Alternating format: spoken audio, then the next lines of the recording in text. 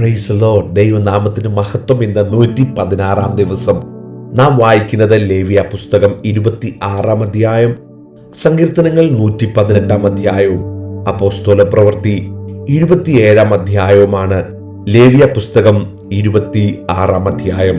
വിഗ്രഹങ്ങളെ ഉണ്ടാക്കരുത്, ബിംബമോ സ്തംഭമോ നാട്ടരുത്, രൂപം കൊത്തിയ യാതൊരു കല്ലും നമസ്കരിപ്പാൻ നിങ്ങളുടെ ദേശത്ത് നാട്ടുകയും അരുത്. ഞാൻ നിങ്ങളുടെ ദൈവമായ യഹോവയാകുന്നു. നിങ്ങൾ എൻ്റെ ശബ്ബത്തുകൾ ആചരിക്കുകയും എൻ്റെ വിശുദ്ധ മന്ദിരം ബഹുമാനിക്കുകയും വേണം. ഞാൻ യഹോവയാകുന്നു. എൻ്റെ ചട്ടം ആചരിച്ച് എൻ്റെ കൽപ്പന പ്രമാണിച്ച് അനുസരിച്ചാൽ ഞാൻ തക്ക സമയത്ത് നിങ്ങൾക്ക് മഴ തരും, ഭൂമി വിളവ് തരും, ഭൂമിയിലുള്ള വൃക്ഷവും ഫലം തരും. നിങ്ങളുടെ മെതി മുന്തിരിപ്പഴം പറിക്കുന്നത് വരെ നിൽക്കും, മുന്തിരിപ്പഴം പറിക്കുന്നത് വിതകാലം വരെയും നിൽക്കും. നിങ്ങൾ തൃപ്തരായി അഹോവൃത്തി കഴിച്ച് ദേശത്ത് നിർഭയം വസിക്കും. ഞാൻ ദേശത്ത് സമാധാനം തരും. നിങ്ങൾ കിടക്കും, ആരും നിങ്ങളെ ഭയപ്പെടുത്തുകയില്ല. ഞാൻ ദേശത്ത് നിന്ന് ദുഷ്ടമൃഗങ്ങളെ നീക്കിക്കളയും. വാൾ നിങ്ങളുടെ ദേശത്തുകൂടി കടക്കയുമില്ല.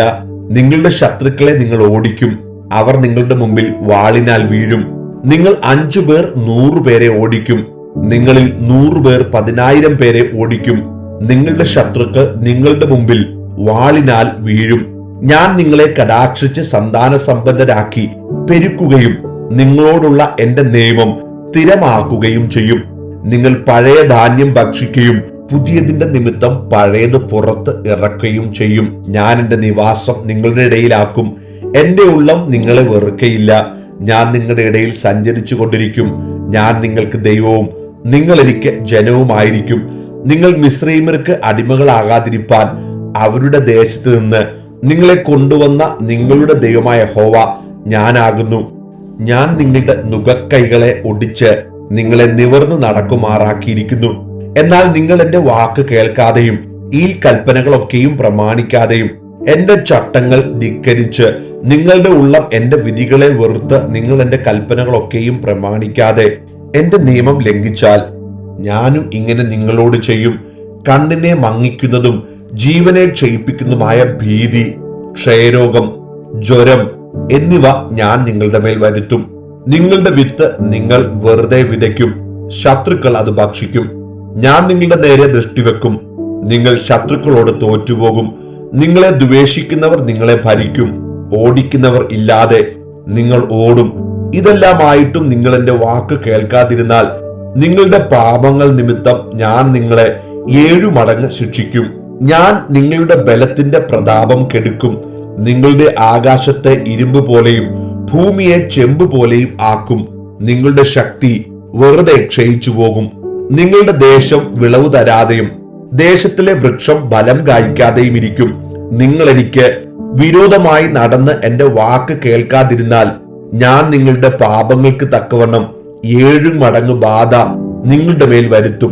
ഞാൻ നിങ്ങളുടെ ഇടയിൽ കാട്ടുമൃഗങ്ങളെ അയക്കും, അവ നിങ്ങളെ മക്കളില്ലാത്തവരാക്കുകയും നിങ്ങളുടെ കന്നുകാലികളെ നശിപ്പിക്കുകയും നിങ്ങളെ എണ്ണത്തിൽ കുറയ്ക്കുകയും ചെയ്യും. നിങ്ങളുടെ വഴികൾ പാഴായി കിടക്കും. അവയാലും നിങ്ങൾക്ക് ബോധം വരാതെ നിങ്ങൾ എനിക്ക് വിരോധമായി നടന്നാൽ ഞാനും നിങ്ങൾക്ക് വിരോധമായി നടന്ന് നിങ്ങളുടെ പാപങ്ങൾ നിമിത്തം 7 മടങ്ങ് നിങ്ങളെ ദണ്ഡിപ്പിക്കും. എന്റെ നിയമത്തിന്റെ പ്രതികാരം നടത്തുന്ന വാൾ ഞാൻ നിങ്ങളുടെ മേൽ വരുത്തും. നിങ്ങൾ നിങ്ങളുടെ പട്ടണങ്ങളിൽ ഒന്നിച്ചു കൂടുമ്പോൾ ഞാൻ നിങ്ങളുടെ ഇടയിൽ മഹാമാരി അയക്കുകയും നിങ്ങളെ ശത്രുവിന്റെ കയ്യിൽ ഏൽപ്പിക്കുകയും ചെയ്യും. ഞാൻ നിങ്ങളുടെ അപ്പമെന്ന കോൽ ഒടിച്ചിരിക്കുമ്പോൾ 10 സ്ത്രീകൾ ഒരടുപ്പിൽ നിങ്ങളുടെ അപ്പം ചുട്ട് നിങ്ങൾക്ക് തിരികെ തൂക്കിത്തരും. നിങ്ങൾ ഭക്ഷിച്ചിട്ട് തൃപ്തരാകയില്ല. ഇതെല്ലാമായിട്ടും നിങ്ങൾ എന്റെ വാക്ക് കേൾക്കാതെ എനിക്ക് വിരോധമായി നടന്നാൽ ഞാനും ക്രോധത്തോടെ നിങ്ങൾക്ക് വിരോധമായി നടക്കും. നിങ്ങളുടെ പാപങ്ങൾ നിമിത്തം നിങ്ങളെ 7 മടങ്ങ് ശിക്ഷിക്കും. നിങ്ങളുടെ പുത്രന്മാരുടെ മാംസം നിങ്ങൾ തിന്നും, നിങ്ങളുടെ പുത്രിമാരുടെ മാംസവും തിന്നും. ഞാൻ നിങ്ങളുടെ പൂജാഗിരികളെ നശിപ്പിച്ച് നിങ്ങളുടെ സൂര്യവിഗ്രഹങ്ങളെ വെട്ടിക്കളയും. നിങ്ങളുടെ ശവം നിങ്ങളുടെ വിഗ്രഹങ്ങളുടെ ഉടലിന്മേൽ ഇട്ടുകളയും. എനിക്ക് നിങ്ങളോട് വെറുപ്പ് തോന്നുകയും ചെയ്യും. ഞാൻ നിങ്ങളുടെ പട്ടണങ്ങളെ പാഴ്നിലവും നിങ്ങളുടെ വിശുദ്ധ മന്ദിരങ്ങളെ ശൂന്യവുമാക്കും. നിങ്ങളുടെ സൗരഭ്യവാസന ഞാൻ മണക്കുകയില്ല. ഞാൻ ദേശത്തെ ശൂന്യമാക്കും, അതിൽ വസിക്കുന്ന നിങ്ങളുടെ ശത്രുക്കൾ അതിങ്കൽ ആശ്ചര്യപ്പെടും. ഞാൻ നിങ്ങളെ ജാതികളുടെ ഇടയിൽ ചിതറിച്ച് നിങ്ങളുടെ പിന്നാലെ വാളൂരും. നിങ്ങളുടെ ദേശം ശൂന്യമായും നിങ്ങളുടെ പട്ടണങ്ങൾ പാഴ്നിലമായും കിടക്കും. അങ്ങനെ ദേശം ശൂന്യമായി കിടക്കുകയും നിങ്ങൾ ശത്രുക്കളുടെ ദേശത്ത് ഇരിക്കുകയും ചെയ്യുന്ന നാളൊക്കെയും അത് തന്റെ ശബത്തുകൾ അനുഭവിക്കും. അപ്പോൾ ദേശം സ്വസ്ഥമായി കിടന്ന് തന്റെ ശബത്തുകൾ അനുഭവിക്കും. നിങ്ങൾ അവിടെ പാർത്തിരുന്നപ്പോൾ നിങ്ങളുടെ ശബത്തുകളിൽ അതിന് അനുഭവമാകാതിരുന്ന സ്വസ്ഥത അത് ശൂന്യമായി കിടക്കുന്ന നാളൊക്കെയും അനുഭവിക്കും. ശേഷിച്ചിരിക്കുന്നവരുടെ ഹൃദയത്തിൽ ഞാൻ ശത്രുക്കളുടെ ദേശത്ത് വെച്ച് ഭീരുത്വം വരുത്തും. ഇല പറക്കുന്ന ശബ്ദം കേട്ട് അവർ ഓടും. വാളിന്റെ മുമ്പിൽ നിന്ന് ഓടുന്നത് പോലെ അവർ ഓടും. ആരും ഓടിക്കാതെ അവർ ഓടി വീഴും. ആരും ഓടിക്കാതെ അവർ വാളിന്റെ മുമ്പിൽ നിന്ന് എന്ന പോലെ ഓടി ഒരുത്തന്റെ മേൽ ഒരുത്തൻ വീഴും. ശത്രുക്കളുടെ മുമ്പിൽ നിൽപ്പാൻ നിങ്ങൾക്ക് കഴിയുകയുമില്ല. നിങ്ങൾ ജാതികളുടെ ഇടയിൽ നശിക്കും. ശത്രുക്കളുടെ ദേശം നിങ്ങളെ തിന്നുകളയും. നിങ്ങളിൽ ശേഷിച്ചിരിക്കുന്നവർ ശത്രുക്കളുടെ ദേശത്ത് വെച്ച് തങ്ങളുടെ അകൃത്യങ്ങളാൽ ക്ഷയിച്ചു പോകും. തങ്ങളുടെ പിതാക്കന്മാരുടെ അകൃത്യങ്ങളാലും അവർ അവരോടുകൂടെ ക്ഷയിച്ചു പോകും. അവർ തങ്ങളുടെ അകൃത്യം തങ്ങളുടെ പിതാക്കന്മാരുടെ അകൃത്യവും അവർ എന്നോട് ദ്രോഹിച്ച ദ്രോഹവും അവർ എനിക്ക് വിരോധമായി നടന്നതുകൊണ്ട് ഞാനും അവർക്ക് വിരോധമായി നടന്ന് അവരെ ശത്രുക്കളുടെ ദേശത്തു വരുത്തിയതും ഏറ്റുപറയുകയും അവരുടെ പരിച്ഛേദനയില്ലാത്ത ഹൃദയം അപ്പോൾ താഴുകയും അവർ തങ്ങളുടെ അകൃത്യത്തിനുള്ള ശിക്ഷ അനുഭവിക്കുകയും ചെയ്താൽ ഞാൻ യാക്കോബിനോടുള്ള എന്റെ നിയമം ഓർക്കും. ഇസഹാക്കിനോടുള്ള എന്റെ നിയമവും അബ്രഹാമിനോടുള്ള എന്റെ നിയമവും ഞാൻ ഓർക്കും. ദേശത്തെയും ഞാൻ ഓർക്കും. അവർ ദേശം വിട്ടു പോയിട്ട് അവരില്ലാതെ അത് ശൂന്യമായി കിടന്ന് തന്റെ ശബത്തുകൾ അനുഭവിക്കും. അവർ എന്റെ വിധികളെ ധിക്കരിക്കുകയും അവർക്കെന്റെ ചട്ടങ്ങളോട് വെറുപ്പ് തോന്നുകയും ചെയ്തതുകൊണ്ട് അവർ തങ്ങളുടെ അകൃത്യത്തിലുള്ള ശിക്ഷ അനുഭവിക്കും. എങ്കിലും അവർ ശത്രുക്കളുടെ ദേശത്തിരിക്കുമ്പോൾ അവരെ നിർമൂലമാക്കുവാനും അവരോടുള്ള എന്റെ നിയമം ലംഘിപ്പാനും തക്കവണ്ണം ഞാൻ അവരെ ഉപേക്ഷിക്കയില്ല, അവരെ വെറുക്കയുമില്ല. ഞാൻ അവരുടെ ദൈവമായ യഹോവയാകുന്നു. ഞാൻ അവരുടെ ദൈവമായിരിക്കേണ്ടതിന് ജാതികൾ കാണെ മിസ്രയീം ദേശത്ത് നിന്ന് ഞാൻ കൊണ്ടുവന്ന അവരുടെ പൂർവന്മാരോട് ചെയ്ത നിയമം ഞാൻ അവർക്ക് വേണ്ടി ഓർക്കും. ഞാൻ യഹോവയാകുന്നു. യഹോവ സീനായി പർവ്വതത്തിൽ വെച്ച് തനിക്കും ഇസ്രായേൽ മക്കൾക്കും തമ്മിൽ മോശ മുഖാന്തരം വെച്ചിട്ടുള്ള ചട്ടങ്ങളും വിധികളും പ്രമാണങ്ങളും ഇവ തന്നെ. 118 സങ്കീർത്തനം. യഹോവയ്ക്ക് സ്തോത്രം ചെയ്യുവീൻ, അവൻ നല്ലവനല്ലോ, അവന്റെ ദയ എന്നേക്കുമുള്ളത്. അവന്റെ ദയ എന്നേക്കുമുള്ളത് എന്ന് ഇസ്രായേൽ പറയട്ടെ. അവന്റെ ദയ എന്നേക്കുമുള്ളത് എന്ന് അഹരോൻ ഗ്രഹം പറയട്ടെ. അവന്റെ ദയ എന്നേക്കുമുള്ളത് എന്ന് യഹോവ ഭക്തർ പറയട്ടെ. ഞെരുക്കത്തിൽ ഞാൻ യഹോവയെ വിളിച്ചപേക്ഷിച്ചു. യഹോവ ഉത്തരമരുളി എന്നെ വിശാല സ്ഥലത്താക്കി. യഹോവ എന്റെ പക്ഷത്തുണ്ട്, ഞാൻ പേടിക്കയില്ല. മനുഷ്യൻ എന്നോട് എന്തു ചെയ്യും? എന്നെ സഹായിക്കുന്നവരോട് കൂടെ യഹോവ എന്റെ പക്ഷത്തുണ്ട്. ഞാൻ എന്നെ പകയ്ക്കുന്നവരെ കണ്ട് രസിക്കും. മനുഷ്യരിൽ ആശ്രയിക്കുന്നതിനേക്കാൾ യഹോവയിൽ ആശ്രയിക്കുന്നത് നല്ലത്. പ്രഭുക്കന്മാരിൽ ആശ്രയിക്കുന്നതിനേക്കാൾ യഹോവയിൽ ആശ്രയിക്കുന്നത് നല്ലത്. സകല ജാതികളും എന്നെ ചുറ്റി വളഞ്ഞു. യഹോവയുടെ നാമത്തിൽ ഞാൻ അവരെ ഛേദിച്ചു കളയും. അവർ എന്നെ വളഞ്ഞു, അതെ, അവർ എന്നെ വളഞ്ഞു. യഹോവയുടെ നാമത്തിൽ ഞാൻ അവരെ ഛേദിച്ചു കളയും. അവർ തേനീച്ച പോലെ എന്നെ ചുറ്റി വളഞ്ഞു, മുൾത്തീ പോലെ അവർ കെട്ടുപോയി. യഹോവയുടെ നാമത്തിൽ ഞാൻ അവരെ ഛേദിച്ചു കളയും. ഞാൻ വീഴുവാൻ തക്കവണ്ണം നീ എന്നെ തള്ളി, എങ്കിലും യഹോവ എന്നെ സഹായിച്ചു. യഹോവ എന്റെ ബലവും എന്റെ കീർത്തനവുമാകുന്നു. അവൻ എനിക്ക് രക്ഷയായും തീർന്നു. ഉല്ലാസത്തിന്റെയും ജയത്തിന്റെയും ഘോഷം നീതിമാന്മാരുടെ കൂടാരങ്ങളിലുണ്ട്. യഹോവയുടെ വലങ്കൈ വീര്യം പ്രവർത്തിക്കുന്നു. യഹോവയുടെ വലങ്കൈ ഉയർന്നിരിക്കുന്നു. യഹോവയുടെ വലങ്കൈ വീര്യം പ്രവർത്തിക്കുന്നു. ഞാൻ മരിക്കയില്ല, ജീവനോടെ ഇരുന്ന് യഹോവയുടെ പ്രവൃത്തികളെ വർണ്ണിക്കും. യഹോവ എന്നെ കഠിനമായി ശിക്ഷിച്ചു, എന്നാലും അവൻ എന്നെ മരണത്തിന് ഏൽപ്പിച്ചിട്ടില്ല. നീതിയുടെ വാതിലുകൾ എനിക്ക് തുറന്നു തരുവീൻ. ഞാൻ അവയിൽ കൂടെ കടന്ന് യഹോവയ്ക്ക് സ്തോത്രം ചെയ്യും. യഹോവയുടെ വാതിൽ ഇത് തന്നെ, നീതിമാന്മാർ അതിൽ കൂടെ കടക്കും. നീ എനിക്ക് ഉത്തരമരുളി എന്റെ രക്ഷയായി തീർന്നിരിക്കയാൽ ഞാൻ നിനക്ക് സ്തോത്രം ചെയ്യും. വീട് പണിയുന്നവർ തള്ളിക്കളഞ്ഞ കല്ല് മൂലക്കല്ലായി തീർന്നിരിക്കുന്നു. ഇത് യഹോവയാൽ സംഭവിച്ചു, നമ്മുടെ ദൃഷ്ടിയിൽ ആശ്ചര്യമായിരിക്കുന്നു. ഇത് യഹോവ ഉണ്ടാക്കിയ ദിവസം. ഇന്ന് നാം സന്തോഷിച്ച് ആനന്ദിക്ക. യഹോവേ, ഞങ്ങളെ രക്ഷിക്കണമേ. യഹോവേ, ഞങ്ങൾക്ക് ശുഭത നൽകണമേ. യഹോവയുടെ നാമത്തിൽ വരുന്നവൻ വാഴ്ത്തപ്പെട്ടവൻ. ഞങ്ങൾ യഹോവയുടെ ആലയത്തിൽ നിന്ന് നിങ്ങളെ അനുഗ്രഹിക്കുന്നു. യഹോവ തന്നെ ദൈവം, അവൻ നമുക്ക് പ്രകാശം തന്നിരിക്കുന്നു. യാഗപീഠത്തിന്റെ കൊമ്പുകളോളം യാഗപശുവിനെ കയറുകൊണ്ട് കെട്ടുവിൻ. നീ എന്റെ ദൈവമാകുന്നു, ഞാൻ നിനക്ക് സ്തോത്രം ചെയ്യും. നീ എന്റെ ദൈവമാകുന്നു, ഞാൻ നിന്നെ പുകഴ്ത്തും. യഹോവയ്ക്ക് സ്തോത്രം ചെയ്യുവിൻ, അവൻ നല്ലവനല്ലോ, അവന്റെ ദയ എന്നേക്കുമുള്ളതാകുന്നു. അപ്പോസ്തലപ്രവൃത്തി 27-ാം അധ്യായം. ഞങ്ങൾ കപ്പൽ കയറി ഇത്തല്യയ്ക്ക് പോകണമെന്ന് കൽപ്പനയായപ്പോൾ പൗലോസിനെയും മറ്റു ചില തടവുകാരെയും അഗസ്ത്യ പട്ടാളത്തിലെ ശതാധിപനായ യൂലിയോസിനെ ഏൽപ്പിച്ചു. അങ്ങനെ ഞങ്ങൾ ആസ്യക്കരെ പറ്റി ഓടുവാനുള്ള ഒരു അദ്രമുത്യ കപ്പലിൽ കയറി നീക്കി. തെസ്സലോനിക്കയിൽ നിന്നുള്ള മക്കദോന്യക്കാരനായ അരിസ്തഹോസും ഞങ്ങളോടുകൂടെ ഉണ്ടായിരുന്നു. പിറ്റേന്ന് ഞങ്ങൾ സീദോനിലെത്തി. യൂലിയോസ് പൗലോസിനോട് ദയ കാണിച്ചു. സ്നേഹിതന്മാരുടെ അടുക്കൽ പോയി സൽക്കാരം കൈക്കൊള്ളുവാൻ അനുവദിച്ചു. അവിടെ നിന്ന് ഞങ്ങൾ നീക്കി.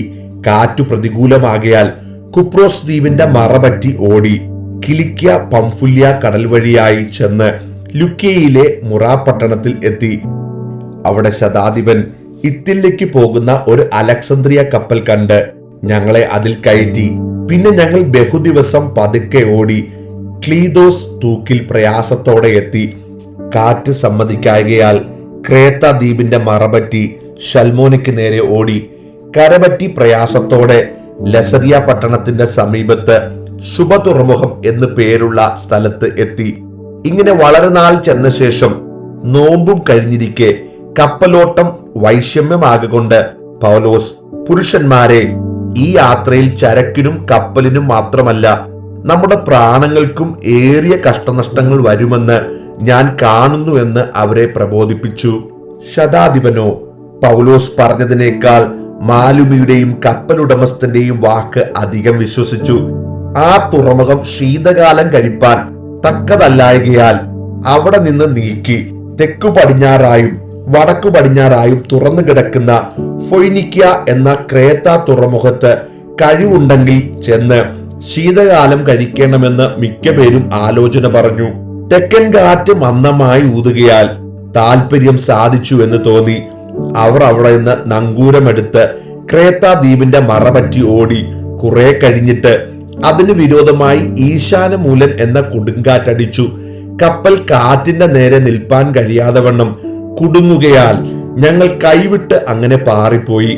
ക്ലൗദ എന്ന ചെറിയ ദ്വീപിന്റെ മറപറ്റി ഓടിയിട്ട് പ്രയാസത്തോടെ തോണി കൈവശമാക്കി.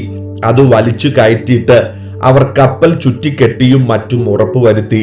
പിന്നെ മണൽത്തിട്ടമേൽ അകപ്പെടുമെന്ന് പേടിച്ച് പായി ഇറക്കി അങ്ങനെ പാറിപ്പോയി. ഞങ്ങൾ കൊടുങ്കാറ്റിനാൽ അത്യന്തം അലയുക കൊണ്ട് പിറ്റേന്ന് അവർ ചരക്ക് പുറത്തു കളഞ്ഞു. മൂന്നാം നാൾ അവർ സ്വന്തം കൈയാൽ കപ്പൽ കോപ്പും കടലിലിട്ട് കളഞ്ഞു.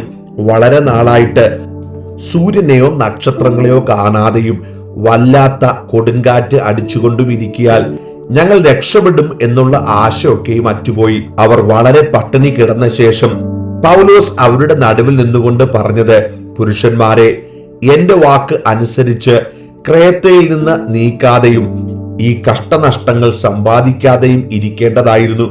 എങ്കിലും ഇപ്പോൾ ധൈര്യത്തോടിരിപ്പാൻ ഞാൻ നിങ്ങളോട് അപേക്ഷിക്കുന്നു.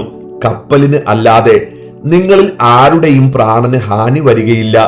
എന്റെ ഉടയവനും ഞാൻ സേവിച്ചു വരുന്നവനുമായ ദൈവത്തിന്റെ ദൂതൻ ഈ രാത്രിയിൽ എന്റെ അടുക്കൽ നിന്ന്, പൗലോസെ, ഭയപ്പെടരുത്, നീ കൈസരുടെ മുമ്പിൽ നിൽക്കേണ്ടതാകുന്നു.